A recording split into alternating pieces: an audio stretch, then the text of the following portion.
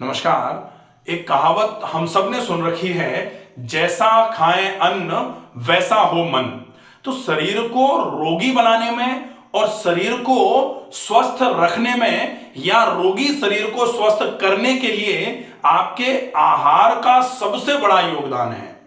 अगर हम इस बात को आयुर्वेद की दृष्टि से समझना चाहें तो आयुर्वेद में कहा जाता है कि आप जैसा खाएंगे वैसा ही आपके शरीर का निर्माण होगा, क्योंकि शरीर सप्त धातुओं से मिलकर बना है। और वो सप्त धातुएं कौन सी हैं? रस, रसो रक्त, रक्त, ततो मासः, मांस, मांसोन्मेद प्रजायते, मेद, मेद सो अस्थि, अस्थि सो मज्जा और मज्जा शुक्र प्रदायते। ये जो है ये 7 धातु हैं, रस, रक्त, मांस, मेद, अस्थि, मज्जा और शुक्र। ये 7 हैं।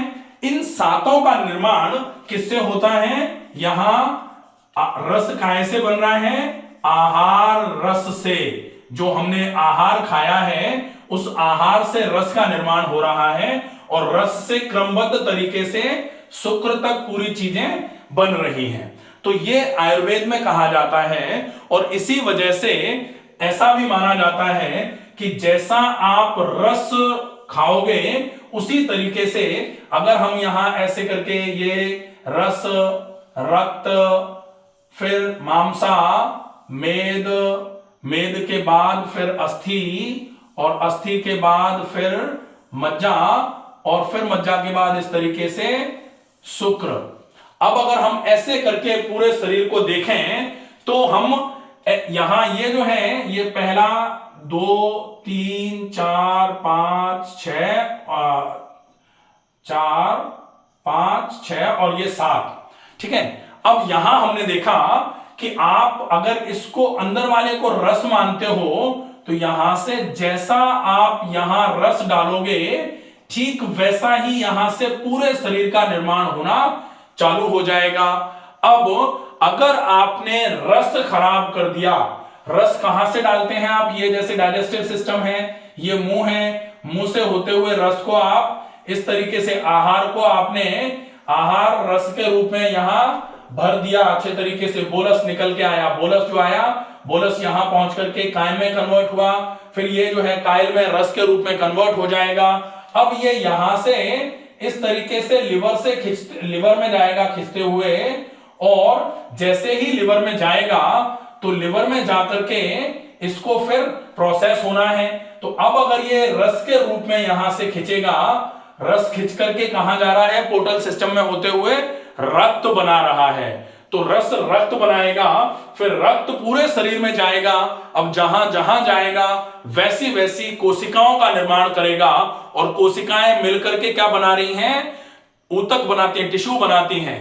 तो वो मांस बन रहा है, या फिर कोशिकाएं अगर हड्डियों की हैं तो अस्थियां बन रही हैं। इस तरीके से पूरे शरीर का निर्माण हो रहा है। तो सबसे ज्यादा मैटर क्या करेगा? यहां से जो आप आहार ले रहे हैं वो। अब अगर आप यहां आहार अच्छा लेंगे तो आपका पूरा शरीर जो है ये वाला, इसको पूरे शरीर का 7 धातु यहां मिल जाती है, 7वीं धातु, 7 मिलकर के पूरा शरीर है ना ये। तो इस पूरे शरीर को अगर आपको इस वाले गोले को ठीक रखना है तो आपको यहां पहले वाले गोले पर जो रस के रूप में जा रहा है उसको ठीक पहुंचाने की आवश्यकता है। अगर आपने ये रस के रूप में यहां ठीक नहीं पहुंचाया, जैसे कहा जाता ना कि बिल्डिंग तो वैसी ही बनेगी जैसा मटेरियल लगाया जाएगा। अब अगर हम चाहें कि बिल्डिंग तो बने बहुत अच्छे क्वालिटी की लेकिन मटेरियल तो हम घटिया ही लगाएंगे, तो फिर ऐसा कैसे हो सकता है? ऐसा तो संभव नहीं है भाई। कहा जाता है ना कि बोया पेड़ बबूल का, तो आम कहां से पाए? अगर बबूल बोएंगे तो बबूल ही मिलेंगे। फिर ऐसे ही अगर हम आहार खराब खाएंगे, हम चाह रहे हैं कि हम तो खाएंगे तो हम पूरा का पूरा पैक्ड फूड, प्रोसेस्ड फूड, दुनिया भर की मैदा, बहुत ज्यादा हाई कैलोरी वाला, या फिर हाई फैट डेयरीज खाएंगे, हम तो लेट भी खाएंगे, हम तो यहां तक गले तक भर के भी खाएंगे, लेकिन हम ठीक रहें, तो यह संभव नहीं है। अगर आपको ठीक रहना है तो आपको अपने आहार पर और अपनी दिनचर्या पर पूरा संयम बरतना पड़ेगा। अगर आप यहां फॉलो अप करते हैं डेफिनेटली आपको बहुत अच्छे तरीके से आराम होना चालू हो जाएगा। तो आप यहां अच्छे आहार से आपका क्या मतलब है? अच्छे आहार का मतलब होता है कि आप वो खाएं जो प्राकृतिक है। प्राकृतिक का मतलब क्या होता है? जैसे आप ताजे फल का उपयोग करिए, जो भी सीजन में ताजे फल आ रहे हैं, सेब के सीजन में सेब का उपयोग करिए, अनार के सीजन में अनार का उपयोग करिए, अमरूद के सीजन में अमरूद, नाशपाती के सीजन में नाशपाती, आप इसका अच्छे तरीके से उपयोग करिए। जो सीजन में जो हरी सब्जियां मिल रही हैं उनका उपयोग खूब अच्छी मात्रा में करिए। कोशिश करिए कि आप पूरे समय लगातार अच्छी मात्रा में पानी पिए।